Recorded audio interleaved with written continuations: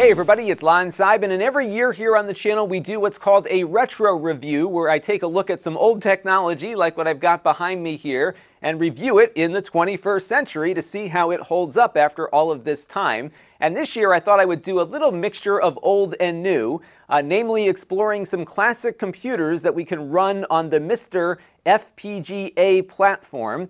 This is an open source project that involves some hardware and some open source software that very accurately replicates computers and game systems from the 70s, 80s, and 90s, and it does it in a way that is far more accurate than just running an emulator, because the FPGA chip on the MiSTer is recreating all the original timing and all the original logic of these original computer systems. And when you boot up a core on the MiSTer, in this case an old Soviet computer here, you get that computer. And if you've got it hooked up to a CRT television, all of the original timings will be working identically to the original, and you can actually get a almost one-to-one replication of maybe a Commodore 64 running on your CRT TV. It's really amazing stuff, and in this video we're going to look at the ghosts of my computers past, namely some of the computers that I used as a kid, and maybe a few that I lusted after as a kid that never had.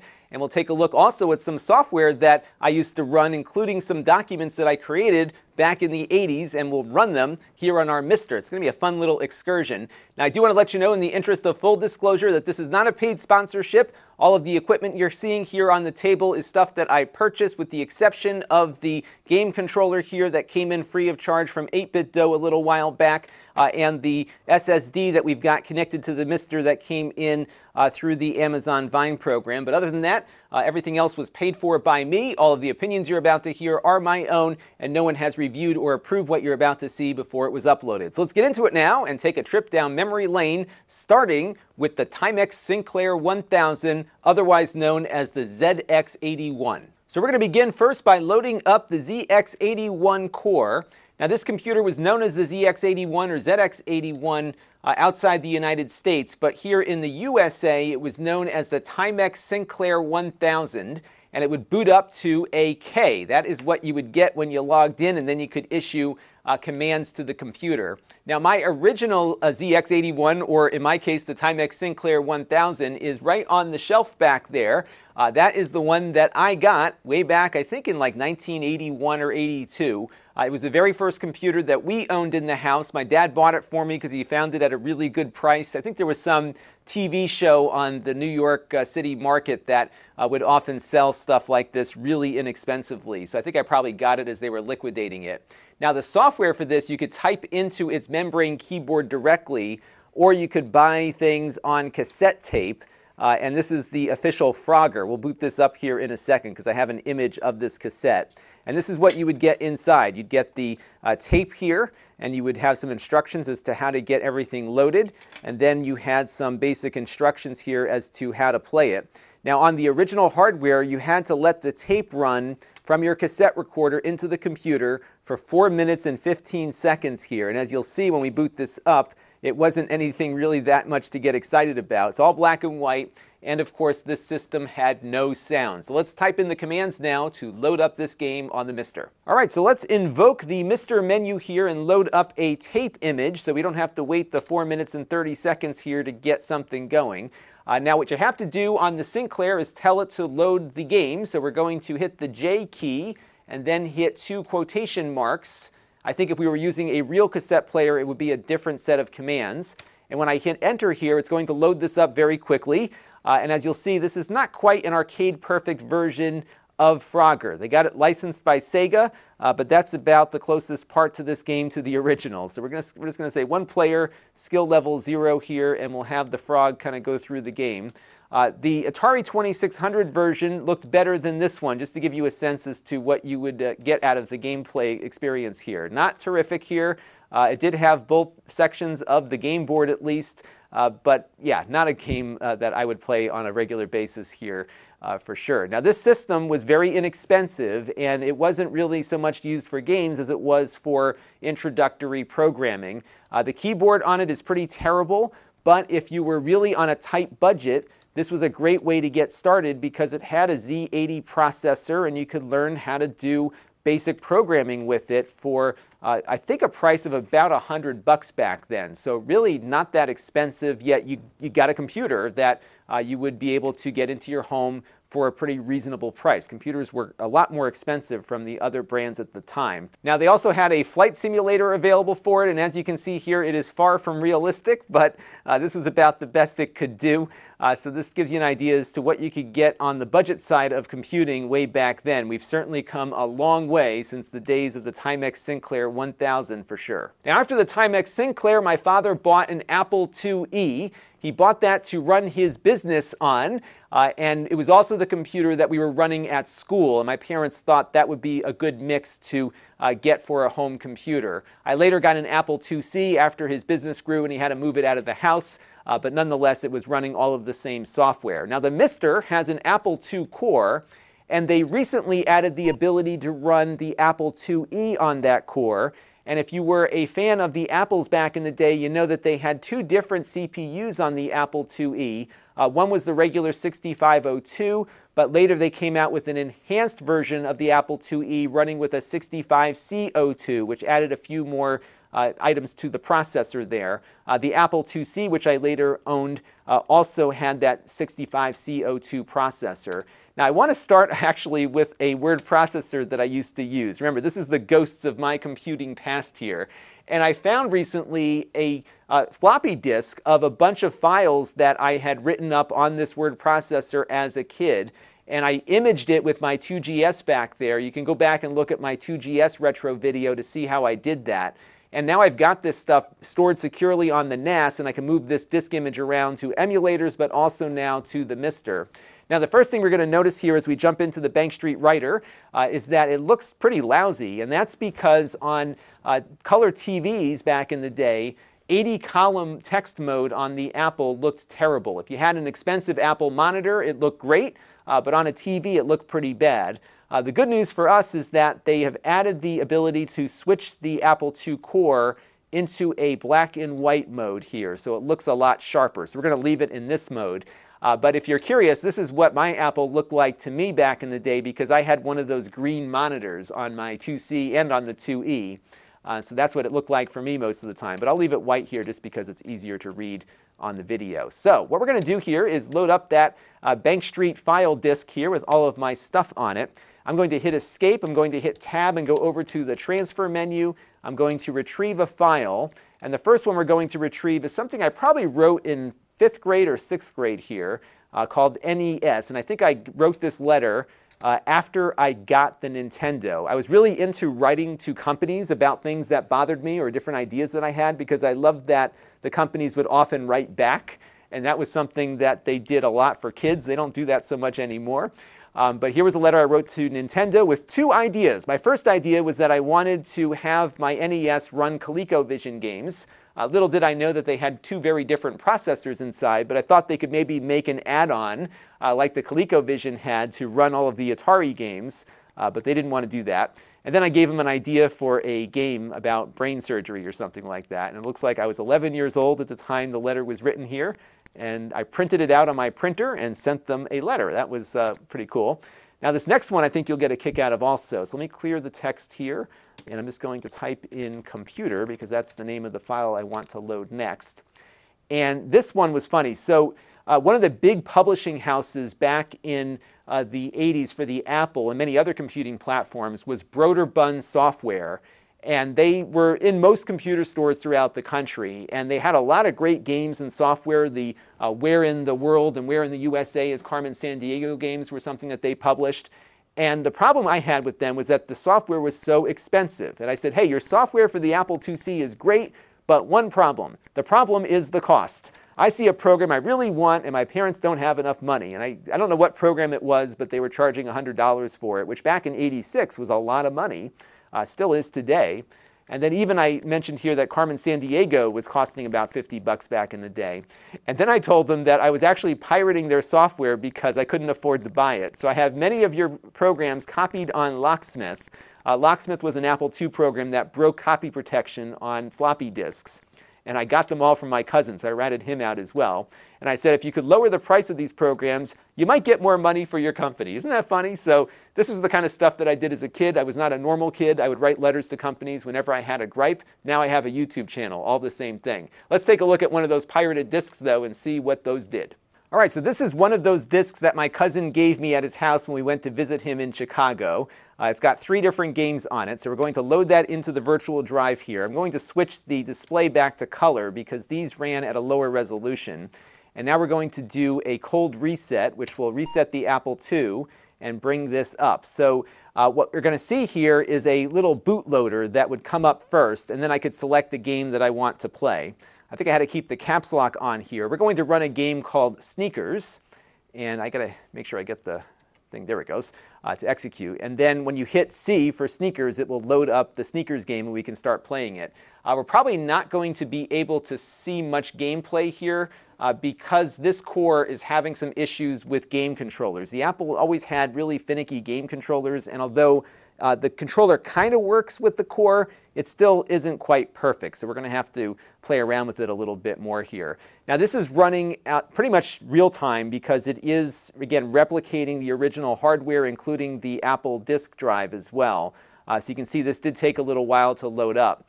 Now Sneakers was written by the guy that also ended up writing, Mark Turmel, also ended up writing NBA Jam. This, I believe, was his first published game.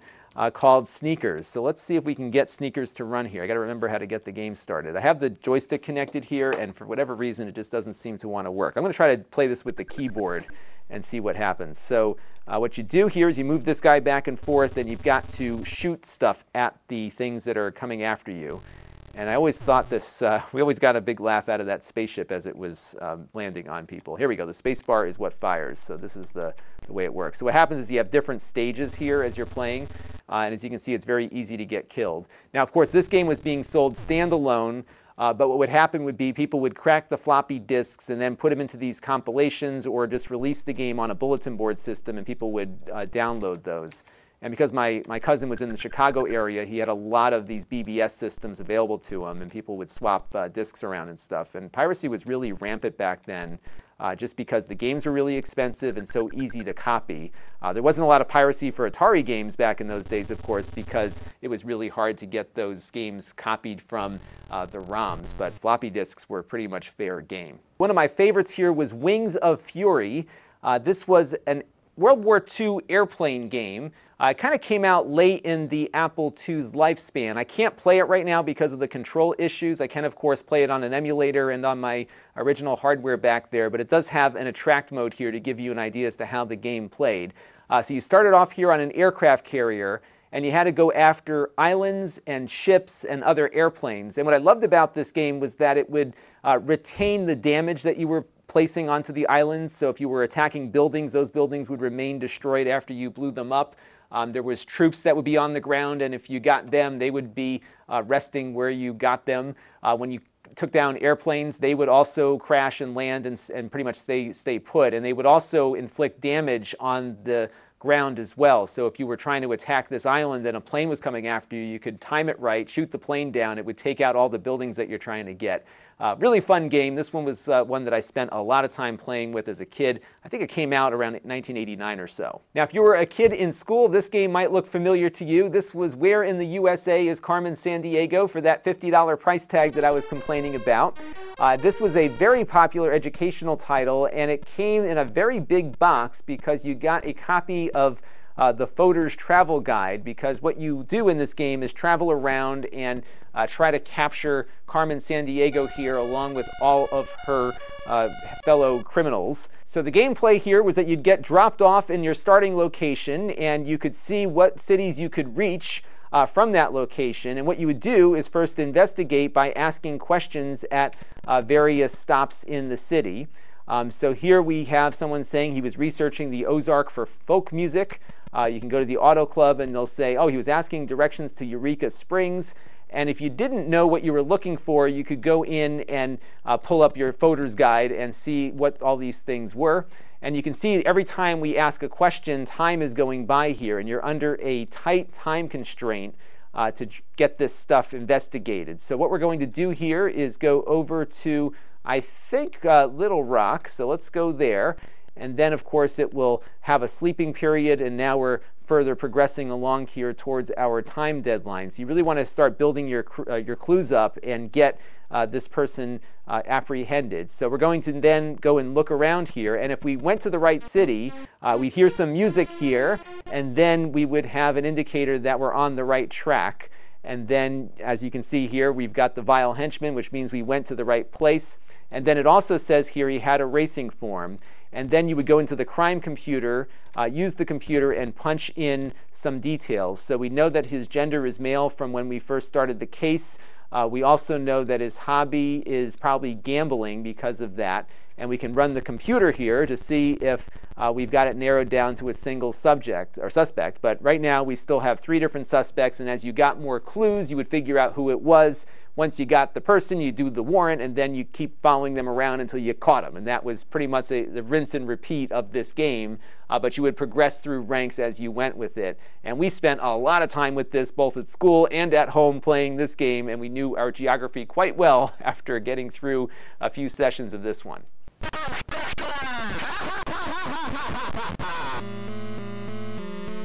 Now this next game, of course, is Ghostbusters, and I thought this one might be fun to look at because it's on a lot of different platforms. So we'll compare this to the C64 and the Atari 800 in a minute. Now this game was fairly simple. In fact, it started life as a different game, but they saw an opportunity to integrate the Ghostbusters branding here. So let me jump into this game real quick and show you what the basic gameplay is like, and then we'll compare it to the C64 and the Atari 800. So the gameplay on Ghostbusters is the same across most platforms. You start off on a map. You have to go to places in the city where ghosts are causing some trouble, and then you drive to those areas, sucking up ghosts perhaps on your way over to that location.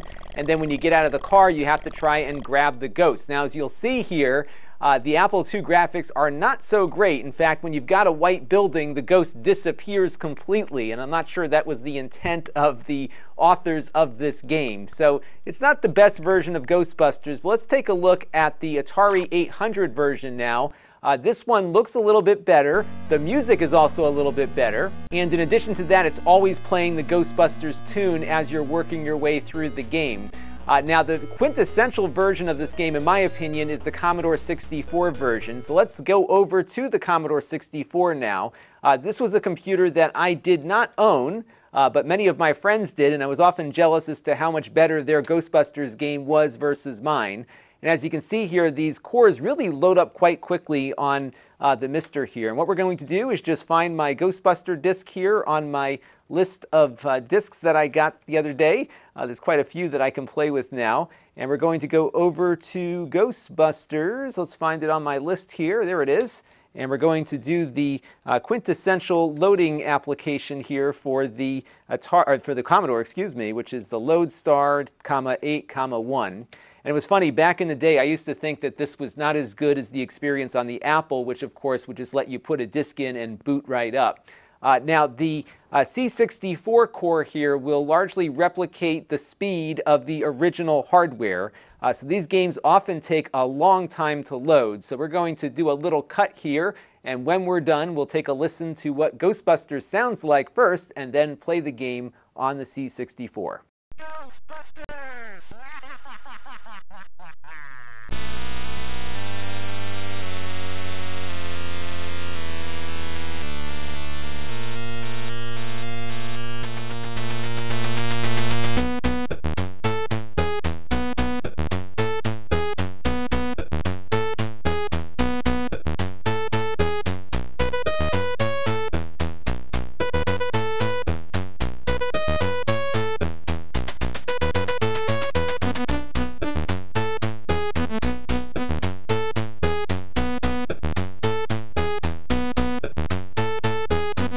So here is what it looks like on the Commodore, and it really plays and just looks nicer. Things are faster. The ghosts here look a little better and are easier to see when you're driving around the world here. You've got voices on a lot of things as well. And altogether, it's just a better looking game on the Commodore than it was on the Apple. It also looks better than the Atari does, in my opinion, as well. And there was quite a rivalry between these different computing platforms back in the day. But as you can see here, things really do look and play nicely here, at least for this game on the Commodore. Now, another game my friends were playing a lot on the C64, and they'd occasionally let me play too, is called Beachhead. And there's a couple of different modes to this. So it starts off on a map, and you have to get your ships navigated through a lot of obstacles, and there's a lot of different game modes, which I thought was kind of cool about this game. So it starts off here with you trying to get your boats through this essentially a maze of mines and missiles, and every time you get a ship in, that gives you more of a shot to reach land. So we're going to get these ships navigated,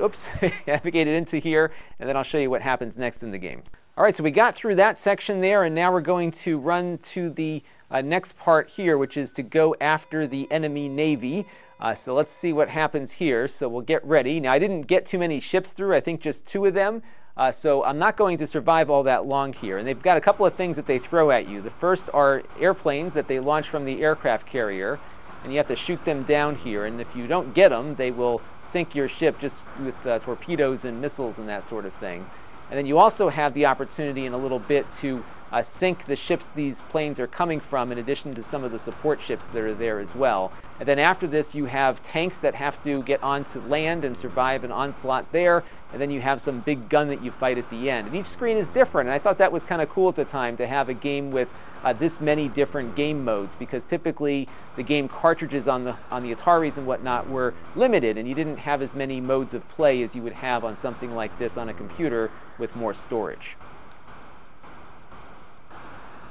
Now, we could spend a lot of time on these 8-bit computers, and I would love to revisit this in more detail, because there are a lot of games I played as a kid, and I'm sure many that you have played as well that are not being represented here. But this is really just an overview of things that I experienced as a kid, and I would love to get your experiences for a future video that might be kind of fun.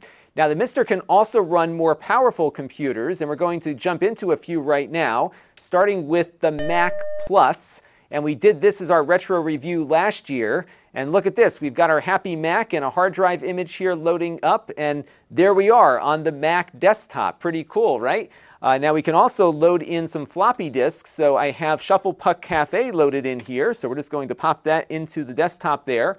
And when we do that, we should see that floppy disk here mount itself on the desktop, and I can just run it here and load up the application just like we did on an original Mac Plus. And just like the Mac Plus we looked at last year, it will take a while for this to load, but once it does load, you'll be able to play your Mac games on here as well. And this game was air hockey on your Mac, and when you used a traditional mouse with it, it actually felt like a pretty good gameplay experience. And the graphics were very sharp on those Mac displays back then, and the sounds were definitely pretty good as well. So that is a lot of fun. Shufflepuck Cafe. There's a couple of different versions of this out there, and you can find some that might be a little less appropriate for a family audience. So let's quit this real quick and load up another game, and then we'll switch to a different platform. And this game, of course, needs no introduction. It is Lemmings, and what you have to do is get these little dudes here to walk into the goal. And it's a little difficult sometimes because these guys don't really have much self-preservation. They will walk off of cliffs, as you can see, but you can assign them skills by clicking on the tools down here and applying them to your Lemmings. And in this instance, I'm giving them umbrellas that they can use to safely get down to the goal here without splattering themselves all over the floor. And this, of course, was on a number of different platforms, but there's always one platform that is the best, and that is the Amiga. So let's load up the Amiga core now. We're going to hit F12 on the MiSTer. We're going to just go over to our core menu, and the Amiga is under a core known as Mini MIG. So I'm going to hit that real quick, and as you can see here, it comes up very quickly. We're going from Mac to Amiga. We could go back to C64 again if we want. Everything here just loads up very, very quickly. I would say the Amiga core on this one is probably the most robust there is on the platform. The C64 core is really far along as well, but they've really spent a lot of effort making the Amiga core here in particular one of the most feature-rich ones. And this has been a project that has been going on for some time. So let me get my stuff booted up here. We'll take a look at Lemmings on the Amiga and then a couple of other games too. So here we've got the game running on the Amiga, and it looks and sounds better than any of the other versions of this game, in my opinion. The PC version might come close graphically, but the sound on the Amiga is much better, given that they're using sampled audio as opposed to FM synthesis that you would get out of the ad-lib cards at the time. And what I found with the Amiga is that the games that came out during its heyday were really the best of whatever platforms it was on. Now when the PC kind of caught up graphically, that gap became less of one, but the sound quality out of the Amiga was still the best for some time, and games like Lemmings here were really spectacular on this platform.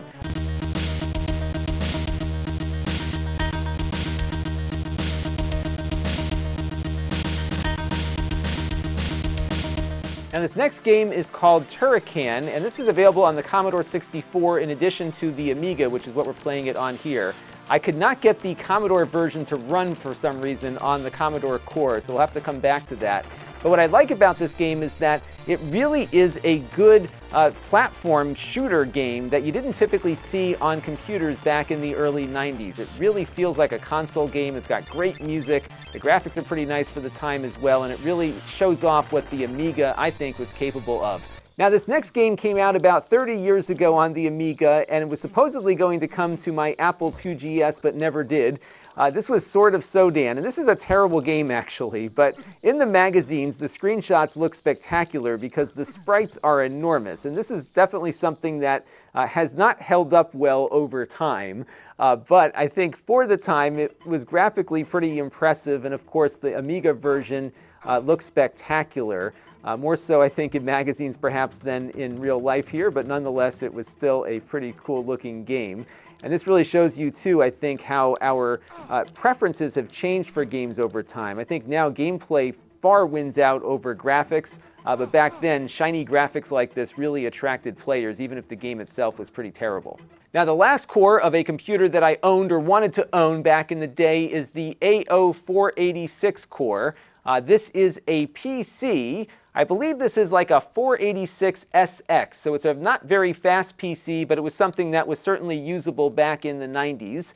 Now I've already configured it with DOS, and this core has some issues, namely that I can't get some of the upper memory stuff to work correctly with games. So we're not going to be doing a lot of games yet on this one, but we are going to load up Windows 3.1, which does run great on here, as you can see. So you can get a feel for what not only Windows looked like back in the day, but also really how it ran on hardware of the era. And you can see also it looks pretty nice here on screen. And what I want to show you real quick is something that is available in most of the cores on the MiSTer, which are special scaling options. So what I'm going to do real quick here is just turn the scaling to internal. And you can see things get a little jaggedy here. But if I turn the scaling back on, it looks pretty nice. And you've got a lot of different filters that you can choose from. So the one I usually use is Bilinear Sharp 5. And this will put a slight blur on things, but still look better than not having anything running on it at all. But they've also got things like scan lines here, so you can apply scan lines to what you're looking at, and you've got a whole bunch of different options for that. Those are pretty ugly scan lines, but you can get the idea as to what works and what doesn't by just scrolling through and trying different things. They've got LCD effects. These are really useful when you're using something like a Game Boy core or something that has those original LCD effects, and you might want to replicate some of that. And it also doesn't look so great going through my video system and then getting recompressed and everything here. But it's something to play with, because if you're not happy with the way something looks, you can usually jump in here and make some adjustments to really get things looking the way you want. And you can even, again, replicate how some of those CRTs looked. I wanted to show you real quick some stuff I did on Ami Pro, which was my word processor back in the day. So let's load up a little newspaper that I edited back in high school real quick, and then we'll check out a couple of other cool things you can do with the PC core. All right, so we're just going to load this file up real quick so you can get a feel for what it looks like. I've got these on a floppy image here. I'm going to load up the December 1992 edition of our school newspaper, and you can see it loading in here. The Night Times, we were the Westbrook Knights. That was our our mascot. And as you can see here, it's pretty slow, but this was how things worked back then. But you had some basic word processing that you could do and some desktop publishing on top of that. This was a pretty cool word processor. Lotus ended up owning them. I think when I first used it, it was its own company, but Lotus eventually gobbled this up and put it as part of their Microsoft Office competitor. And it was a pretty cool thing to work with. And it's just neat to be able to load up these files and manipulate them after all these years, which is pretty neat to do. Now, of course, you could do this on DOSBox as well, but it's just fun to have something like this running on an FPGA. Now, another interesting feature of the AO486 core is that it has a virtual modem built into it, which allows you to load up terminal software in DOS. I'm going to do that real quick here. And that terminal software will think it's talking to a serial port modem, but it is in fact allowing us to connect over Telnet to BBSs on the internet. And it's a really neat implementation. I believe you can also do this on the Commodore core. I've had mixed results with that. So what we're going to do here is just type in a Telnet address for a bulletin board system I registered with a little bit earlier. I'm going to hit enter, and instead of dialing, it's going to do a lookup and then dial the IP address. But the terminal software here, which was written decades ago, thinks it's just connecting to another serial device. And as you can see here, we're now connected. I'm going to log into this BBS. I just hit the enter key too many times there, and type in my ID number, and then we'll type in my password. And then it will hopefully let us into this BBS that has some pretty cool ANSI graphics built into it as well. And I was having a lot of fun with this because it was reminding me of how I used to go online, which was connecting to local bulletin board systems and be able to communicate with people and get all these cool ANSI graphics. And the best part is that it's running full screen here, just like my old DOS computer did. And I just thought that was a really cool way to get online there. So we can log off from the BBS here, and it's got more pretty neat ANSI graphics that we can look at on the way out. And one of the things that I was doing with it earlier was finding out that you could actually connect things to the MiSTer via Telnet as well.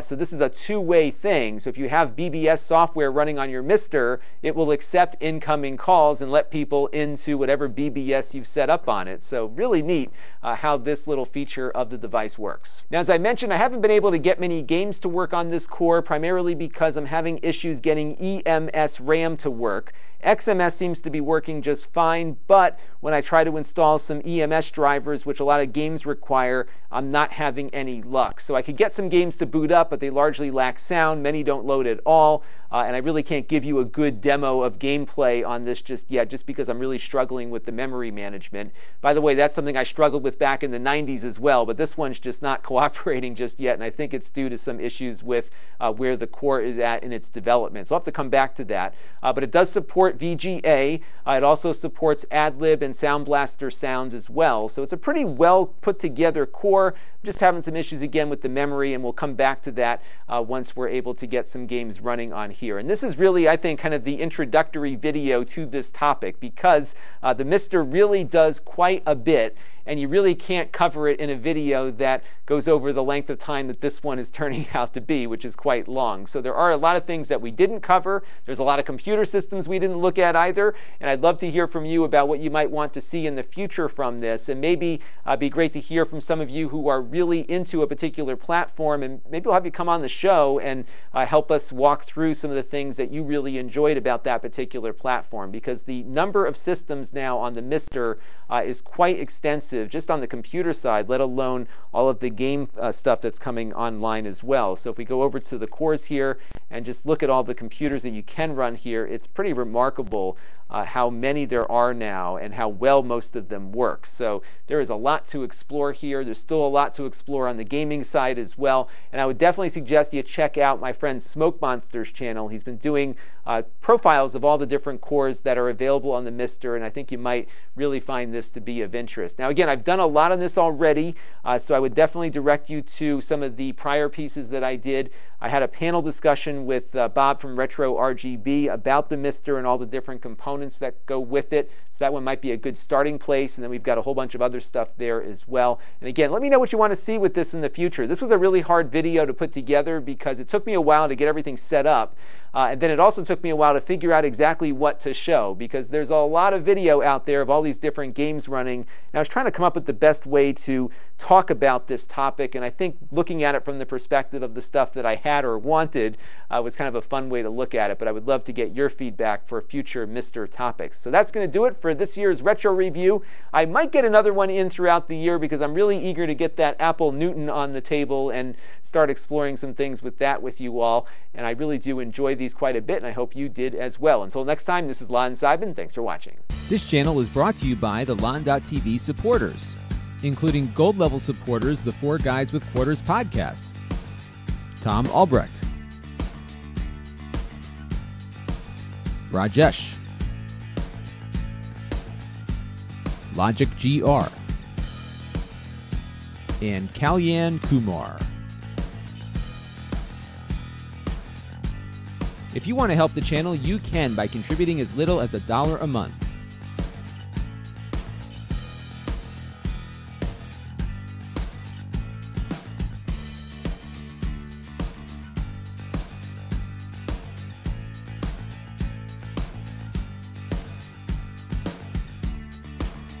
Head over to lon.tv/support to learn more.